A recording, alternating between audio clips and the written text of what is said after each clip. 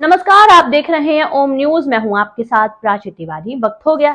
मध्य प्रदेश शासन के माननीय उप मुख्यमंत्री श्री राजेंद्र शुक्ल जी ने मंत्रालय भोपाल में रीवा बाईपास निर्माण कार्य की प्रगति की समीक्षा की।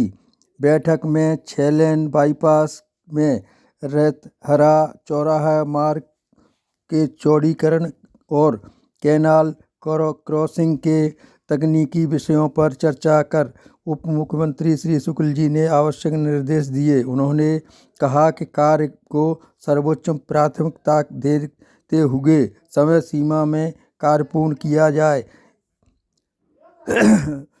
किसी भी प्रकार की तकनीकी अथवा प्रशासनिक समस्या एवं विषयों को तुरंत अग्रसित किया जाए ताकि उनका निवारण सुनिश्चित किया जा सके। बैठक में मार्थ के रीजनल अधिकारी श्री रविंद्र कुमार और एमपीआरडीसी के चीफ इंजीनियर श्री राकेश जैन जी उपस्थित रहे।